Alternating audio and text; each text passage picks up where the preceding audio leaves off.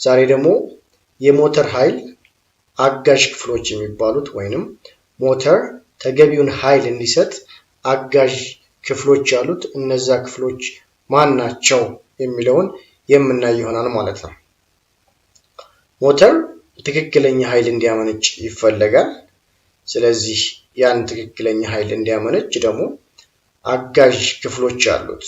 እነዚህ አጋዥ ክፍሎች የሞተር ኃይል አጋዥ ክፍሎች በመባል ይታወቃሉ። እነማን ናቸው የሚሉትን ስናይ የመጀመሪያው የነዳጅ አስተላላፊ ክፍሎች የሚባሉት ናቸው።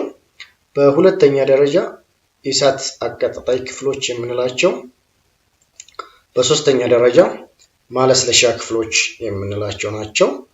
በመጨረሻ በአራተኛ ደረጃ የማቀዝቀዣ ክፍሎች የሚባሉት ናቸው ማለት ነው። ስለዚህ ሞተርን ትክክለኛውን ኃይል እንዲያመነጭ የሚያግዙት አራት መሰረታዊ ክፍሎች የምንላቸው አንደኛው የነዳጅ አስተላላፊ ክፍል ነው። ሁለተኛው የእሳት አቀጣጣይ ክፍል፣ ሶስተኛው የማለስለሻ ክፍል እና አራተኛ የማቀዝቀዣ ክፍል የምንለው ይሆናል ማለት ነው።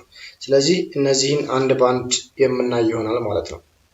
በመጀመሪያ የነዳጅ አስተላላፊ ክፍሎች የሚባሉት ምን ናቸው የሚለውን እናያለን። ነዳጅ አስተላላፊ ክፍል የምንላቸው ከሳልባቲዮ ጀምሮ እስከ ሲሊንደር ያለውን ክፍል የሚያጠቃልል ነው ማለት ነው። ያ ማለት ነዳጁ እስኪቀጣጠልበት ድረስ ያለውን ክፍል የሚያጠቃል በአጠቃላይ ምን ይባላል? የነዳጅ አስተላላፊ ክፍል ይባላል ማለት ነው። ስለዚህ የነዳጅ አስተላላፊ ክፍል የምንለው በዋናነት በሁለት ይከፈላል።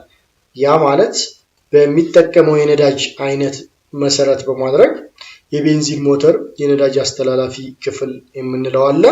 እንዲሁም በናፍጣ ሞተር የነዳጅ አስተላላፊ ክፍል የምንለው አለ ማለት ነው። ስለዚህ የነዳጅ አስተላላፊ ክፍሎች የሚከፈሉት በሚጠቀሙት የነዳጅ አይነት ነው ማለት ነው። በመጀመሪያ የቤንዚን ሞተር የነዳጅ አስተላላፊ ክፍሎች የሚባሉትን የምናይ ይሆናል። የቤንዚን ሞተር የነዳጅ አስተላላፊ ክፍሎች ከምንላቸው መካከል ውስጥ የመጀመሪያው ታንከር ነው፣ የነዳጅ መያዣው ነው። ሁለተኛው አየር ማጣሪያ ልክ እንደ ረዳት ሆኖ ያገለግላል። ሶስተኛው ደግሞ ካርቡሬተር ይሆናል ማለት ነው። ነዳጅ ማጣሪያው ሳልባቶ ሁለት ነገሮችን ይይዛል በአብዛኛው። የነዳጅ ማጣሪያ ፊልትሩ አለው የቤንዚን ሞተር ሳልባቲዮ። ሁለተኛ ግን የነዳጅ መጠን ጠቋሚ ኢንዲኬተሮች ወይንም ሌቭለሮች የነዳጁን መጠን የሚጠቁሙ መሳሪያዎች ይገጠሙበታል ማለት ነው። ወደ ፓምፕ ወደ ማጓጓዣ ስንሄድ እዚህ ጋር የምታያቸው የነዳጅ መስመሮች ናቸው። ነገር ግን የነዳጅ ፓምፖች ብዙ ጊዜ መኪናዎች ላይ ተገጥመው እናገኛለን ማለት ነው። ነዳጅን ከሳልባቲዮ ወደ ካርቡሬተር የሚወስዱ ማለት ነው። እነዚህ የነዳጅ ፓምፖች በአብዛኛው በሁለት ይከፈላሉ። ኤሌክትሪካል እና ሜካኒካል ብለን እንወስዳለን ማለት ነው። ኤሌክትሪካል ማለት ቀጥታ በኤሌክትሪክ ጋር ተገናኝተው በኤሌክትሪክ አማካኝነት የተንቀሳቀሱ ፓምፕ እያደረጉ ወደ ካርቡሬተር የሚወስዱ ናቸው። ሁለተኛ ሜካኒካል ከሞተሩ ጋር ተገናኝቶ ሞተሩ በሚዞሩበት ጊዜ እነሱም አብሮ የተንቀሳቀሱ ፓምፕ እያደረጉ ወደ ሞተር የሚወስዱ ናቸው ማለት ነው። ነገር ግን ሶስተኛ ለየት የሚለው ነገር ሞተር ሳይክሎች ላይ ብቻ አብዛኛው የሚገኝ ነዳጅ ወደ ካርቡሬተር የሚሄደው በግራቪቴሽናል ፎርስ ወይንም በመሬት ስበት ኃይል ብቻ ነው ማለት ነው። ምንም አይነት ፎርስ ምንም አይነት ፓምፕ ሳይኖረው ነዳጁ ራሱን ጠብቆ ወደ ካርቡሬተር ይሄዳል ማለት ነው። ስለዚህ በመቀጠል ካርቡሬተር የሚባለው ነገር ምንድነው? ምን ክፍል ይይዛል የሚለውን የምናይ ይሆናል ማለት ነው። ካርቡሬተር ስንል ካርቡሬተር ማለት አየርና ነዳጅን መጥኖ ቀላቅሎ ወደ ሲሊንደር የሚያስተላልፍ ክፍል ነው ማለት ነው። ያ ማለት ካርቡሬተር አየርና ነዳጅን ያቀላቀላል። ከዚያ በኋላ ቀጥታ ወደ መቀጣጠያው ክፍል ነው የሚሄደው ማለት ነው። የተመጠነው የተቀላቀለው ነዳጅና አየር ማለት ነው። የካርቡሬተር ዋና ዋና ክፍሎች ከምንላቸው በጣም ጠቃሚ የምንለው ቾክ ቫልቭ የምንለው ነው። በካርቡሬተር በላይኛው ክፍል የተገጠመ ሆኖ እናገኘዋለን። ነገር ግን ቾክ ቫልቭ የሚጠቅመው በቅዝቃዜ ወቅት ነው። እርጥበት አዘል አየርን መጠን ለመቀነስ እና ሞተርን ቶሎ እንዲነሳ ለማድረግ የሚጠቅመን ክፍል ቾክ ቫልቭ ይባላል። ይህ ቾክ ቫልቭ የሚባለው ክፍል በሁለት ይከፈላል፣ አውቶማቲክ እና ሜካኒካል የምንለው ማለት ነው። ስለዚህ በአውቶማቲክ እና በሜካኒካል የሚሰሩ ቾክ ቫልቮች ካርቡሬተሩ አናት ላይ ተገጥመው እናገኛለን ማለት ነው። ሌላው ፍሎቲንግ ቦል ነው የምንለው ተንሳፋፊ ኳስ የምንለው ነው። በካርቡሬተር በታችኛው ክፍል ውስጥ ላይ የተቀመጡ ኳስ መሰል ፕላስቲኮች ናቸው። ኳስ ሲባል ክብ ሳይሆኑ ጠፍጠፍ ያሉ ናቸው። መጠኑን የጠበቀ ነዳጅ እንዲኖርን የሚያደርጉ የካርቡሬተር አካል ናቸው ማለት ነው። ሌላው ቬንቹሪ ወይም ጠባብ የካርቡሬተር ጉሮሮ የምንለው ነው። በካርቡሬተር ውስጥ አየርና ነዳጅን ተመጥነው የሚደባለቁበት ጠባብ የካርቡሬተር ክፍል ነው ማለት ነው። በመጨረሻ ትሮትል ቫልቭ የምንለው ነው። ከነዳጅ መስጫው ከፔዳሉ ጋር ተገናኝቶ ነዳጅን እንድንሰጥና እንድንቀንስና እንድንጨምር የሚረዳን ማለት ነው። ትሮትል ቫልቭ ብዙ ጊዜ ከነዳጅ መስጫ ፔዳሉ ጋር ይገናኛል። ከዛ ነዳጅ ፔዳሉን በምንለቅበት ጊዜ ነዳጅ ይጨምራል። ነዳጅ ፔዳሉን በምንለቅበት ጊዜ ነዳጅ ይቀንሳል። ያ ማለት ትሮትል ቫልቭ የመኪናውን ፍጥነት የሞተሩን ፍጥነት እንድንቆጣጠር ያግዘናል ማለት ነው። በመቀጠል አየር ማጣሪያ ወይም ዳፕራተር የምንለው ነው። ይህ አየር ማጣሪያ የምንለው ዳፕራተር የምንለው መሳሪያ በካርቡሬተር ከፊት በኩል የሚገጠም ነው። ሶስት ተግባሮችን ያከናውናል በዋናነት ዳፕራተር ማለት ነው። የመጀመሪያው ወደ ካርቡሬተር ወይንም ወደ ሲሊንደር ሄዱ የሚገባውን አየር ንጹህ እንዲሆን ያጣራል ማለት ነው።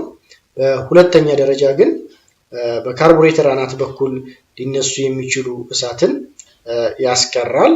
በሶስተኛ ደረጃ ከሞተር አካባቢ ሊነሳ የሚችለውን ድምፅ አፍኖ ያስቀራል ማለት ነው። ይህ ነገር የዳፕራተር ጥቅም ከድምፅ ጋር የተያዘውን ብዙ ጊዜ ሞተር ሳይክል ጋር መፈተሽ ይቻላል።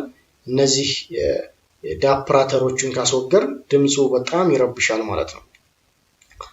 ሌላው የአየር ማጣሪያ ወይም ዳፕራተር የምንለው በሶስት አይነት ዘዴ ይሰራል። የመጀመሪያው በደረቅ በካርቱሽ የምንለው ነው። ይህ ደረቅ የምንለው በስፖንጅ አንዳንድ ጊዜ ባጃጆች እና ሞተር ሳይክሎች ላይ የምናገኛቸው የአየር ማጣሪያ ናቸው። ሌላው በዘይት ብቻ የሚሰራ የአየር ማጣሪያ አለ። እንዲሁም በዘይትና በደረቅ የሚሰራ የአየር ማጣሪያ ዳፕራተር ይኖራል ማለት ነው። እስካሁን ያየናቸው በሙሉ በቤንዚን ሞተር የሚሰሩ የነዳጅ መስመሮች ወይም የነዳጅ መስጫ ክፍሎች ናቸው ማለት ነው። የናፍታ ሞተር ነዳጅ አስተላላፊ ክፍሎች የምንላቸው ምን ምን ያካታሉ?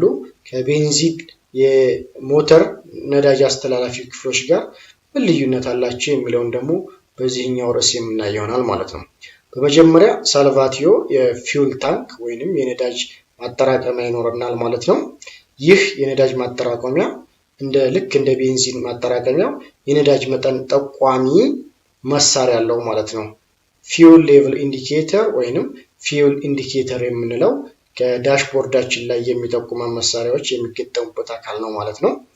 ሌላው የነዳጅ ማጣሪያ በውስጡ እናገኛለን። ይህ የነዳጅ ማጣሪያ በናፍታ ሞተር ላይ የመጀመሪያው የነዳጅ ማጣሪያ የምንለው ይሆናል ማለት ነው። ከዛ በመቀጠል መጋቢ ፓምፕ ወይንም ትራንስፈር ፓምፕ የምንለው ይኖራል ማለት ነው። ከነዳጅ ታንከሩ ፓምፕ አድርጎ ነዳጅ ስቦ ወደ ነዳጅ ሁለተኛ ሰከንደሪ ፊልተር የምንለውን ወደ ሁለተኛው የነዳጅ ማጣሪያ የሚያስገባ ፓምፕ ነው ማለት ነው። እዚህ ጋር ልብ የምንለው በቤንዚን ነዳጅ ማጣሪያ ወቅት ላይ አንድ ብቻ ነበር ያለው። ነገር ግን በናፍጣ ሞተር ላይ ሁለት የነዳጅ ማጣሪያ ይኖራል። ምክንያቱም ናፍጣ ከቤንዚን በተለየ ቆሻሻ የመሸከም ባህሪ ያለው፣ ስለዚህ ብዙ ቆሻሻ ሊኖር ስለሚችል ያንን ለማስወገድ ሁለት ማጣሪያዎችን እንጠቀማለን ማለት ነው። ከሁለተኛው ማጣሪያ በኋላ ግን ሃይ ፕሬሸር ኢንጀክሽን ፓምፕ ወይንም ፓምፕ ኢኒቶሪ የምንለው ሁለተኛው ፓምፕ ነው። ይህ ፓምፕ በጣም ኃይለኛ ግፊት ያለው ፓምፕ ነው። ስለዚህ ወደ ኢንጀክተር ኖዝል ይገፋል ማለት ነው። ይህ ኢንጀክተር ኖዝል ደግሞ ወደ ጉም ቀይሮ በጉም አማካኝነት ወደ ሲሊንደር ሄድ ወደ ፒስተን አናት ላይ ያርከፈክፋል ማለት ነው። ፒስተን በራሱ አየር ስለሚስብ ከዛ አየር ጋር ተዋህዶ ኢነርጂ ይፈጥራል ማለት ነው። በተረፈ በኢንጀክተር ኖዝል ላይ ተመላሽ የሚሆኑ ነዳጅ ይኖራል። እንዲሁም ከፓምፕ ኢኒቶሪ ላይ የሚመለስ ነዳጅ ሲኖር ወደ በመላሽ መስመር አማካኝነት ወደ ነዳጅ ማጠራቀሚያ ወደ ሳልቫቲዮ የሚመለስ ይሆናል ማለት ነው። ሌላው ካንዲሊቲ ኦር ግሎ ፕላግ የምንለው በናፍጣ ሞተር ላይ የሚኖር ሙቀትን በመፍጠር ቶሎ ሞተር እንዲነሳ የሚያግዘን ክፍል ነው ማለት ነው። ስለዚህ በዚህ ትምህርት እንዳየነው የናፍጣ ሞተር እና የቤንዚን ሞተር ነዳጅ አስተላላፊ ክፍሎች ላይ ልዩነቶች አሉ። የመጀመሪያው በናፍጣ ሞተር ነዳጅ አስተላላፊዎች ላይ ካርቡሬተር የለም። እንዲሁም በቤንዚን ነዳጅ አስተላላፊ ክፍሎች ላይ ኢንጀክተር ኖዝል የለም። እንዲሁም በናፍጣ ሞተር አስተላላፊ ላይ ሁለት ፓምፖች አሉ። ነገር ግን በቤንዚን ላይ አንድ ፓምፕ ብቻ ይኖራል። የነዳጅ ማጣሪያ እንዲሁ በናፍጣ ላይ ሁለት ይኖራል፣ በቤንዚን ጊዜ ደግሞ አንድ ይኖራል ማለት ነው። ስለዚህ እስካሁን ያየናቸው በቤንዚን የሚሰሩ ሞተሮች እና በናፍጣ የሚሰሩ ሞተሮች የነዳጅ አስተላላፊ ክፍላቸው ምን ይመስላል የሚለውን ነው። በመቀጠል ለነዳጅ አስተላላፊ ክፍሎች እስካሁን ላየናቸው ክፍሎች ምን አይነት ጥንቃቄ ማድረግ ይገባናል የሚሉትን የምናይ ይሆናል። የመጀመሪያው የነዳጅ ክፍሎች በሙሉ ንጽህናቸውን ማረጋገጥ ያስፈልጋል ማለት ነው። ሌላው መስመሮቹ በጥብቅ የታሰሩና የማያፈሱ መሆናቸውን ማረጋገጥ ያስፈልጋል። ምክንያቱም ካፈሰሱ ቃጠሎ ሊፈጠር ይችላል ማለት ነው። ሌላው ንፋስ ነዳጅን እንዳያባክንና እሳት እንዳይፈጠር የነዳጅ ጋን ሁልጊዜ በትክክለኛው ክዳን መክደን ያስፈልጋል ማለት ነው። እንዲሁም ነዳጅ በቤንዚን ጊዜ ተኖ ያልቃል ማለት ነው፣ ትክክለኛውን የነዳጅ ክዳን ካልተጠቀመ። ሌላው በነዳጅ ጋን ውስጥ ምንጊዜም በቂ ነዳጅ መኖሩ አለበት። ከግማሽ በላይ ቢሆን በአብዛኛው ይመከራል ማለት ነው።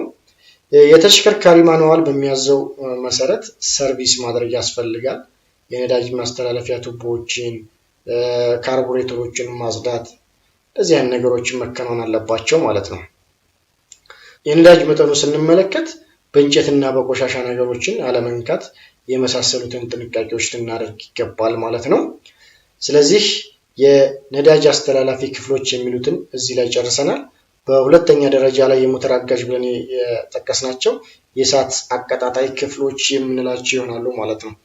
የእሳት አቀጣጣይ ክፍል የምንለው በቤንዚን ሞተር ላይ ብቻ የሚገኝ ሲሆን በሲሊንደር ውስጥ የታመቀውን ነዳጅና አየር ድብልቅ ከፍተኛ የእሳት ብልጭታ በመፍጠርና በማቀጣጠል ሞተር ውስጥ ኃይል እንዲፈጠር የሚያግዘን ነው ማለት ነው። ይህ የእሳት አቀጣጣይ ክፍል የምንለው ማለት ነው። ይህ የእሳት አቀጣጣይ ክፍል የምንለው ከባትሪ ጀምሮ እስከ ስፓርክ ፕላግ ወይንም እስከ ጋንዴላ ያሉትን ያጠቃልላል ማለት ነው። እዚህ ጋር እንደምታዩት የእሳት አቀጣጣይ ክፍሎች የሚባሉት ከባትሪ ጀምሮ እስከ ስፓርክ ፕላግ እስከ ካንዴላ ድረስ ያሉትን ይይዛሉ ማለት ነው። የመጀመሪያው ባትሪ ነው። ይህ ባትሪ ኃይል ያቀርባል ማለት ነው። ኬሚካል ኢነርጂን ወደ ኤሌክትሪካል ኢነርጂ ወደ ቦቢና ይወስዳል። ቦቢና ደግሞ አባስቶ ወደ ዲስትሪቢዩተር ይልካል። ዲስትሪቢዩተር ደግሞ ወደ ዋት ወደ ስፓርክ ፕላግ ወይም ወደ ካንዴላ በመላክ ነዳጅ የማቀጣጠሉን ስራ ይሰሩታል ማለት ነው በመተባበር። የነዚህ ክፍል ጥቅም ምንድነው የሚለውን እስኪ አብረን እንይ። ቁልፍ አለ እዚህ ጋር። ቁልፍ ሲነሳ ነው የኤሌክትሪክ ሊተላለፍ የሚችለው ወደ ቦቢና ማለት ነው። ስለዚህ የነዚህ የእሳት አቀጣጣይ ክፍሎችና ጥቅማቸው ምንድነው የሚለውን አብረን የምናይ ይሆናል ማለት ነው። በመጀመሪያ የምናገኘው ቁልፍ ነው። ቁልፍ ሞተርን ለማስነሳት እንዲሁም የኤሌክትሪክ ኃይል ለማስተላለፍ እና ለማቋረጥ ያገለግላል ማለት ነው። ቁልፍ ሲነሳ ብቻ ነው ኤሌክትሪክ ኃይል የሚተላለፈው። ቁልፉ ከተዘጋ ኤሌክትሪክ ኃይል ይቋረጣል ማለት ነው። ሁለተኛ ኢግኒሽን ኮይል የምንለው ቦቢና የምንለው ነው። ከባትሪ በአነስተኛ ኤሌክትሪክ ኃይል ወስዶ ባሉት ሁለት ጥቅል ሽቦች አማካኝነት ወደ ከፍተኛ ኤሌክትሪክ ኃይል ይለውጣል። ይህ ቦቢና የሚባለው ዲቫይስ ከባትሪ ከ6 እስከ 12 ቮልት ይወስድና ከ10,000 እስከ 30,000 ቮልት በማባዛት ለዲስትሪቢዩተር ለአቫንስ ያስተላልፋል ማለት ነው። ዲስትሪቢዩተር አቫንስ የምንለው ደግሞ ከቦቢና የተላከለትን ኤሌክትሪክ ኃይል በመውሰድ ለትክክለኛው ካንዴላ በትክክለኛው ጊዜ ያቀርባል ማለት ነው። ስለዚህ የእሳት የማቀጣጠሉን ወይንም ነዳጅ የማቀጣጠሉን ስራ ያቀላጥፉልናል ማለት ነው። ኮንታክት ፖይንት የምንላት ፖንቲና የምንላት በዲስትሪቢዩተር አቫንስ ሻፍት አማካኝነት በመክፈትና በመዝጋት ኢግኒሽን ኮይል ውስጥ የገባውን አነስተኛ ኤሌክትሪክ ኃይል ወደ ከፍተኛ ኤሌክትሪክ ኃይል እንዲለወጥ ያደርጋል ኦር ያግዛል ማለት ነው። ሌላው ኮንደንሰር የምንለው ካፓሲተር ነው። የኤሌክትሪክ ኃይል ወደ ራሱ የሚያከማች የእሳት አቀጣጣይ ክፍል ሲሆን ቦቢና ስራው ውጤታማ እንዲሆንና ፑንቲና እንዳይቃጠል ያግዛል ማለት ነው። በሶስተኛ ደረጃ ካንዴላ ወይንም ዋናው አቀጣጣይ ስፓርክ ፕላግ የምንለው ነው። በዲስትሪቢዩተር እና ካንዴላ ገመድ አማካኝነት የተቀበለውን ኃይል በሲሊንደር ውስጥ በታመቀ ቤንዚን እና የአየር ላይ ያው እሳት ብልጭታን ይለቃል ማለት ነው። በዛ አማካኝነት ነዳጁ እንዲቀጣጠልና ኃይል እንዲፈጠር ያደርጋል ማለት ነው። ይህ በቤንዚን ሞተር የሚሰሩትን ብቻ የሚያጠቃልል ነው ማለት ነው። በሶስተኛ ደረጃ የምናገኘው የማለስለሻ ክፍል ወይንም ክፍሎች የምንላቸው ናቸው። ይህ የማለስለሻ ክፍል ሞተርን ለማለስለስ ይጠቅመናል ማለት ነው። በማለስለስ ዘዴ ሞተር በሚንቀሳቀስበት ጊዜ ደረቅ ሰበቃን፣ የሞተር ጉልበትን መቀነስ እንዲሁም ሙቀትና አላስፈላጊ ድምፅን ለማስወገድ ይረዳናል ማለት ነው። ይህ የማለስለስ ዘዴ የምንለው ማለት ነው። የማለስለስ ዘዴ የሞተር ዘይትን በመጠቀም በሞተር ውስጥ በማዘዋወር ብዙ ተግባሮችን እንዲያከናውን ይሆናል ማለት ነው። የመጀመሪያው ሰበቃን ይቀንሳል፣ ሁለተኛው ድምፅን ይቀንሳል፣ ሶስተኛ ቆሻሻን ያጸዳል፣ አራተኛ ሙቀትን በመጠን ይቀንሳል ማለት ነው። በመጨረሻ ጥሩ ጉልበት እንዲኖር ያስችላል ማለት ነው የማለስለስ ዘዴ የምንለው ማለት ነው። ይህ የማለስለስ ዘዴ የምንለው የማለስለሻ ክፍሎች አሉት። ከነዛ የማለስለሻ ክፍሎች ዋና ዋና ክፍሎችና ተግባራቸውን የምናይ ይሆናል ማለት ነው። የመጀመሪያ ኦይል ፓን የምንለው ነው ወይም ሶቶ ኮፓ የምንለው ለሞተሩ ማለስለሻ የሚያስፈልገውን በቂ ዘይት የሚይዝና በውስጡ ማጣሪያ የያዘ ስክሪነር፣ ዲፕስቲክ፣ ሌቤሎ የያዘ ያካተተ ክፍል ነው ማለት ነው። በሁለተኛ ስክሪነር የምንለው ነው። ስክሪነር እዚሁ ኦይል ፓን ውስጥ ያለ ነው። የመጀመሪያ ደረጃ ዘይት ማጣሪያ የምንለው ነው። ስለዚህ የመጀመሪያውን ዘይትን አጣርቶ ወደ ዘይት ፓምፕ የሚያስተላልፍ ክፍል ነው ማለት ነው። ሁለተኛው ኦይል ፊልተር የምንለው ሁለተኛ የማጣሪያ ዘዴ ነው ማለት ነው። ኦይል ፓምፕ የመጣውን ዘይት ተቀብሎ በሚገባ አጣርቶ ወደ ኦይል ጋለሪ የሚያስተላልፍ ክፍል ይሆናል ማለት ነው። ይህ ኦይል ጋለሪ የምንለው የዘይት መስመር ዘይትን ከኦይል ፓን እስከ ሮከር አርም ድረስ የሚያስተላልፍ ክፍል ነው ማለት ነው። በመጨረሻ ዲፕስቲክ ከኦይል ፓን ወይም ሶቶኮፓ ውስጥ የሚገኝ ነው። ይህ ዲፕስቲክ የዘይት መጠንን፣ የዘይት መቆሸሽ ወይም ውፍረትን፣ ቅጥነቱን ለመመልከት ናሙና የምንወስድበት ዘንግ መሰል ነገር ነው። በብዙ ጊዜ ከሞተር ከታችኛው ክፍል ከኦይል ፓን ጋር ታስሮ የሚቀመጥ ነው። ስለዚህ የዘይታችን መቆሸሽ፣ ውፍረትና ቅጥነት ለመመልከት ይረዳናል ማለት ነው። ስለዚህ የማለስለሻ ዋና ዋና ክፍሎች የሚባሉት እነዚህ ናቸው ማለት ነው። ሞተርን በማለስለስ ልንረዳው እንችላለን፣ ተግባሩን እንዲያከናውን ልናግዘው እንችላለን ማለት ነው። ሌላው የዘይት ግፊት አመልካች በዳሽቦርድ ላይ እንደሚገኝ በዳሽቦርድ ምልክቶችን በምናይበት ጊዜ አይተናል። የዘይት ግፊቱ ከቀነሰ ማቆምና ዘይታችንን ቼክ ማድረግ እንዳለብን የሚያሳየን የዘይት ግፊት አመልካች ነው። ይህ የዘይት ግፊት አመልካች ኦይል ፓን ሶቶኮፓ ውስጥ ይቀመጣል ማለት ነው። ምክንያቱም ሴንሰሩ ከዛ ወስዶ ነው ወደ ዳሽቦርድ ምልክት ላይ የሚያሳየን ማለት ነው። እስካሁን ማለስለሻ ክፍሎችን ሶቶኮፓን እና ኦይል ፓንን አይተናል። ስለዚህ ለነዚህ ክፍሎች መደረግ የሚገባቸው ጥንቃቄና እንክብካቤ ምንድነው ነው የምንለው። የመጀመሪያው ንጹህና ተገቢውን ውፍረቱን የጠበቀ ዘይት እንዳለ ማየትና ማረጋገጥ ያስፈልጋል። የሚፈስ ቦታ ካለ ደግሞ ማየትና መጠገን ያስፈልጋል ማለት ነው። ሌላው የማለስለሻ ክፍሎች በንጽህና መያዝ ያስፈልጋል። ሌላው ማኑዋሉ በሚያዘው መሰረት ዘይትን መቀየር ያስፈልጋል። ቀላል ስራ ላይ የሚሰሩ መኪናዎች ከ2 እስከ 3 ወር ጊዜ ባለው ገደብ ውስጥ መቀየር ያስፈልጋል። ወይም በየ5000 ኪሎ ሜትር ከተጓዝነ በኋላ ዘይት መቀየር ያስፈልጋል ማለት ነው። ነገር ግን ዘይትን ስንቀይር እንደ ተሽከርካሪው ባህሪና እንደምንሰራበት የአየር ሁኔታ ዘይቶችን መርጠን መቀየር ያስፈልጋል ማለት ነው። ሌላው በአራተኛ ደረጃ የምናያቸው የማቀዝቀዣ ክፍሎች የምንላቸው ናቸው። ከሞተር አጋዥ ክፍሎች ከምንላቸው አንዱ እና የመጨረሻ የምናየው የማቀዝቀዣ ክፍል የምንለው ይሆናል ማለት ነው። ሞተር ያው በሚንቀሳቀስበት ጊዜ ሙቀት ይፈጠራል። ስለዚህ በዛ ሙቀት አማካኝነት በሞተራችን ላይ ጉዳት እንዳይደርስ በተለያየ ዘዴዎች ሙቀትን መቀነስ ያስፈልጋል። መቀነስም አለብን ማለት ነው። በመጀመሪያ ሙቀት ወይንም የሞተር ሙቀት በሶስት ሁኔታዎች ሊቀዘቅዝ ይችላል ማለት ነው። የመጀመሪያው ምንድነው? ጭስን ከሞተር በምናስወጣበት ጊዜ ሙቀትን እየቀነስን ነው። በሁለተኛ ጊዜ ደግሞ በሞተር ዘይት የማለስለስ ስራ በሚሰራበት ወቅት ሙቀትን ይቀንሳል ማለት ነው።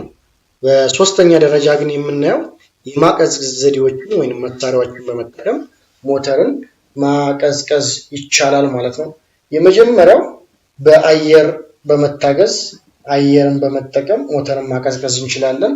የሁለተኛው ደግሞ ውሃን በመጠቀም ማቀዝቀዝ እንችላለን ማለት ነው። ያው በአብዛኛው በተለምዶ ውሃን እንጠቀማለን ይባላል። ግን በውሃ የሚሰሩ የማቀዝቀዝ ዘዴዎች ውሃንና አየርን በማቀናጀት ይጠቀማሉ ማለት ነው። የአየር የማቀዝቀዝ ዘዴ የሚለውን ስናይ ከፍተኛ ሙቀት በሚፈጠርበት ሲሊንደር ሄዱ ላይ እሳት የሚቀጣጠልበት ክፍል ላይ ማለት ነው። በሱ ዙሪያ ላይ ፊንሶች አሉ። ፊንስ ማለት እነዚህ ሽንሽን ብረቶች አሉ። ስለዚህ አየር በዛ በሽንሽን በፊንሶች ውስጥ በመዘዋወር ሙቀትን ይቀንሳል ማለት ነው። ግን ቬንቲሌተርን ገጥመን አየርን ፎርስ አድርገን ወደ ፊንሶች ወደ ሽንሽን ብረት እንዲሄድ አድርገን ሞተርን ማቀዝቀዝ እንችላለን። ነገር ግን ሞተር ሳይክሎች ላይ እና ትናንሽ ሞተሮች ላይ የምናየው አየር በራሱ ጊዜ ተዘዋውሮ በፊንሶች ውስጥ ተዘዋውሮ ሞተርን ያቀዘቅዛል ማለት ነው። ፊንስ የምንላቸው እንደምታዩቸው እዚህ ጋር ክፍት ቦታዎች አሉ። ስለዚህ አየር በእነዚህ መካከል ውስጥ እየተዘዋወረ ያቀዘቅዛል ማለት ነው ሞተርን። ስለዚህ የአየር ማቀዝቀዝ ዘዴ የምንለው በፊንሶች አማካኝነት አየርን በማዘዋወር የምናቀዘቅዝበት ሲስተም ነው ማለት ነው። በሁለተኛ ደረጃ የምናገኘው በውሃ የማቀዝቀዝ ዘዴ የምንለው ማለት ነው። በውሃ የማቀዝቀዝ ዘዴ የምንለው እንደምታዩት በአየር ላይ እንዳየነው አየርን በፊንሶች ውስጥ በማዘዋወር እንዲያቀዘቅዝ አድርገናል። ነገር ግን በውሃ የማቀዝቀዝ ዘዴ በምንመጣበት ጊዜ ከፍተኛ ሙቀት በሚፈጠርበት ሲሊንደር አካባቢ ላይ በሚገኝ ዋተር ጃኬት የሚባል አለ። ስለዚህ በዛ መስመር ውስጥ ውሃን በማዘዋወር በዛ አካባቢ የሚገኙትን ሙቀቱን ተሸክሞ ወደ ራዲያተር ይመለሳል ማለት ነው። ያኔ ሞተር የማቀዝቀዝ ሂደት ይከናወናል ማለት ነው። ራዲያተር የምንለው ምንድነው? ለሞተር ማቀዝቀዣ የሚያስፈልገውን ውሃ ይይዛል። ከዛ ከሞተር ሙቀት ተሸክሞ የተመለሰውን ውሃ በቬንቲሌተር አማካኝነት አቀዝቅዞ እንደገና ወደ ምን ይወስዳል ማለት ነው? ወደ ሞተሩ ያስገባል ማለት ነው። ራዲያተር የሚባለው መሳሪያ ወይንም የማቀዝቀዣ ክፍል ማለት ነው። እዚህ ጋር እንደምታዩት ራዲያተር የማቀዝቀዝ ስራ እየሰራ ነው። ይህ ሞተር ነው። እዚህ ጋር ይሄ ራዲያተር ነው። የተሸነሸነ ብረቶች አሉት። ልክ እንደ ፊንስ እንደምንላቸው ፊንሶች አሉት። እዚህ ውስጥ ውሃ አለ ማለት ነው። ይህ የመጀመሪያው እዚህ ጋር እንደምታዩት በሰማያዊ ያለው ቀዝቃዛ ውሃ ነው። በወሳጅ መስመር ወይም ወሳጅ ሆዝ አማካኝነት ወደ ሞተሩ ፓምፕ ያደርጋል ማለት ነው። እዚህ ጋር የውሃ ፓምፕ አለ። ፓምፑ ይወስዳል ማለት ነው ውሃ ከዚህ ከቀዝቃዛው ክፍል። ሁለተኛ ቴርሞስታት የምንለው አለ። እዚህ ጋር የውሃውን ሙቀት መጠን እንዲሁም ሞተር ውስጥ ያለውን የውሃ ሙቀት መጠን የሚቆጣጠርልን ነው ማለት ነው። እዚህ ጋር ይሄ ኢንጂን ነው፣ በሞተር ነው ማለት ነው። በሞተር ውስጥ እንደምታዩት ክፍት ቦታዎች አሉ በየሲሊንደሮቹ መካከል። እነዚህ ክፍት ቦታዎች ምን ይባላሉ? ወተር ጃኬት የውሃ መተላለፊያ ቦይ ይባላሉ ማለት ነው። ስለዚህ ውሃ በዚህ መስመር ይገባና እዚህ ጋር እንደምታዩት ቀዝቃዛ ውሃ አለ። ወደ ላይ እየወጣ ሲሄድ ግን እየሞቀ ሄድና በመላሽ መስመር በኩል በሆዙ በኩል ወጥቶ ወደ የት ይሄዳል ማለት ነው? ወደ ራዲያተሩ ይመለሳል ማለት ነው። ራዲያተሩ ላይ ምን ተገጥሞለታል? ራዲያተር ፋን የምንለው አለ። ይህ ፋን ከውጭ አየር እየቀዘፈ በዚህ በተሸነሸነው ብረት ላይ ምን ያደርጋል ማለት ነው? ሞቃታማ ውሃውን እያቀዘቀዘ ቀዝቃዛን ውሃ ወደ የት ይልካል ማለት ነው? መልሶ ወደ ሞተር ይልካል ማለት ነው። በዚህ አማካኝነት በውሃ ሞተርን ማቀዝቀዝ እንችላለን ማለት ነው። ሌላው ወሳኝ የሚባል የራዲያተር ክፍል አለ። የራዲያተር ክዳን እንለዋለን። በራዲያተር ውስጥ ያለውን ውሃ ወደ ውጭ እንዳይፈስ ያደርጋል። ከዚህ ሌላ ግን ሁለት ቫልቮች አሉት። የመጀመሪያው ፕሬሸር ቫልቭ ፕሬሸር ቪ የምንለው አለ። በስካሪኮ በኩል የሚያስወጣ ቫልቭ ነው ማለት ነው። ያ ማለት የውሃው መጠን ሲጨምር ራዲያተር ውስጥ ሙቀት ጨምሮ ወደ ላይ ገፍቶ እንዳይወጣ በስካሪኮ በኩል ምን ያደርጋል ማለት ነው? ያስተነፍሳል።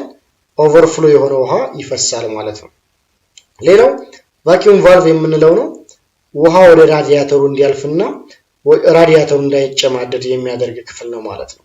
ይህ ቫኪዩም ቫልቭ ምንድነው ጥቅሙ? ሞተር በሚሰራበት ጊዜ ውሃ አለ በራዲያተር ውስጥ ይሽከረከራል። ነገር ግን ሞተር በሚጠፋበት ጊዜ ራዲያተር ውስጥ ውሃ ስለማይኖር የራዲያተሩ እንዳይጨማደድ ያደርጋል ማለት ነው። ስለዚህ የውሃ የማቀዝቀዝ ክፍል የምንለው በውሃ ብቻ እንደማይሰራ ልንገነዘብ ግድ ይለናል ማለት ነው። ምክንያቱም ውሃው እዚህ ጋር ሙቆ ይወጣል። ከሞቀ በኋላ ማን ነው የሚያቀዘቅዘው? ያቀዘቀዘ ያለው ማን ነው? አየር ነው ማለት ነው። ስለዚህ ራዲያተር በውሃ ብቻ ሳይሆን በውሃና በአየር የሚሰራ የማቀዝቀዣ ሞተር ማቀዝቀዣ ክፍል ነው ማለት ነው። በመቀጠል ለማቀዝቀዣ ክፍሎች ምን አይነት ጥንቃቄ ማድረግ ይገባናል የሚለውን የምናይ ይሆናል። ለመጀመሪያ የማቀዝቀዣ ክፍሎችን ያው እንደሚታወቀው በንጽህና መያዝ ያስፈልጋል። በተለይ ፊንሶችን፣ የአየር ማስገቢያ መስመሮችን እንዲሁም የውሃ መስመሮችን በቆሻሻ እንዳይደፈኑ ማየትና ማጽዳት ያስፈልጋል ማለት ነው። ሁለተኛ በራዲያተር ውስጥ በቂ ውሃ መኖሩ ማረጋገጥ ያስፈልጋል። የሚያፈስና የተጨማደደ ቱቦ መኖሩን ማየት ካለም እንዲስተካከል ማድረግ ያስፈልጋል። ችንጋ መላላት እና መጥበቁን ከመነሳቱ በፊት ያስፈልጋል። ያ ማለት ምን ማለት ነው? ችንጋው ከላላ እንዲሁም ከጠበቀ ችግር ስለሚፈጥር ችንጋ መላላቱና መጥበቁን ሞተር ከመነሳቱ በፊት ማየት ያስፈልጋል ማለት ነው። ሌላ የራዲያተር ክዳን ውሃ ከመጨመራችን በኋላ በአግባቡ መገጠሙን ቼክ ማድረግ አለብን ማለት ነው። ወይም በአግባቡ መግጠም አለብን ማለት ነው። ወሳጅና መላሽ ሆዝ የምንላቸው ቱቦዎችን ጠብቀው መታሰራቸውን ውሃ ለማፍሰሳቸውን ማረጋገጥ ያስፈልጋል ማለት ነው። ሌላው ውሃ በራዲያተር ውስጥ ሲጨምር ሞተር እየሰራ በሚኒሞ እየሰራ መሆኑን ያለበት ማለት ነው። ውሃ ዝም ብለን መጨመር የለብንም ማለት ነው። ሞተር ከመጠን በላይ የሚሞቅባቸው ምክንያቶች ምንድን ናቸው? ይህን ሁሉ ትሪትመንት እያደረግን በአየርም በውሃም እያቀዘቀዝን ነገር ግን ሞተር አንዳንዴ ይሞቃል። የሚሞቅበት ምክንያት ምንድን ነው ስንል አንደኛ በቂ ውሃ በራዲያተር ውስጥ አለመኖሩን ያሳያል። ሁለተኛ የራዲያተር መቀደድ በትክክል አለመስራት። ሶስተኛ በራዲያተሩ ላይ ያሉ ፊንሶች መጨማደድ። እነዚህ አየር አስተላላፊዎች የምንላቸው ቦታዎች በቆሻሻ መደፈንና መጨማደድ ማለት ነው። ሌላው የራሱ ያልሆነ የራዲያተር ክዳን መክደን። ምክንያቱም የራዲያተር ክዳን የራሳቸው ሚና እንዳላቸው አይተናል። በራዲያተር ክዳን የሚገኙ ጎሚኒ መበላት፣ ማፍሰስ፣ ማስተንፈስ ናቸው። ሌላው በራዲያተር ክዳን ላይ ያሉ ቫልቮች መበላሸት። እነዚህ ፕሬሸር ቫልቭ እና ቫኪዩም ቫልቭ የምንላቸው መበላሸት ማለት ነው። የሆዝ መቀደድና መጨማደድ ቱቦዎች፣ የቴርሞስታት ዘግቶ መቅረት። ቴርሞስታት ጥቅሙ ምንድን ነው? ውሃ መጀመሪያ ጠዋት ላይ ሞተር በምናስነሳበት ጊዜ ውሃ ሙቅ ስላልሆነ ሞተር ውስጥ አንዴ ስበን ፓምፕ ካርገን ካስገባን በኋላ ሌላ ውሃ እንዳይገባ ዘግቶ ይይዛል። ምክንያቱም ሞተር ውስጥ ያለው ውሃ የተወሰነ እስኪሞቅ ድረስ ማለት ነው። ያኔ ቴርሞስታት ዘግቶ ከቀረ እንዲሁም ሞተር መጠን በላይ ይሞቃል ማለት ነው። የውሃ ፓምፕ ብልሽት፣ ውሃ ፓምፕ በደንብ ማድረግ ካልቻለ ስለዚህ አሁንም ከፍተኛ ሙቀት ይፈጠራል ማለት ነው። የቬንትሬተር መሰበር፣ መሰንጠቅ፣ ተገልብጦ መገጠም፣ ዘይትን ከመጠን በላይ መቅጠን፣ መወፈር፣ መቆሸሽ የሞተር መሞቅ ምክንያት ሊሆን ይችላል ማለት ነው። በመጨረሻ የሚኒሙ መብዛት እንዲሁም የተሸካሚ ክፍሎች መበላሸት፣ ከልክ በላይ መጫን እንዲሁም ነዳጅ ከልክ በላይ የምንሰጥ ከሆነ ሞተራችን ከመጠን በላይ ሊሞቅ ይችላል ማለት ነው። ስለዚህ እነዚህ የጠቀስናቸውን ችግሮችን ሞተራችን ሲግል ቼክ አድርገን የትኛው ብልሽት እንዳለና የትኛው ምክንያት እንደሆነ ለይተን ተገቢውን ጥንቃቄ ልናደርግ ይገባል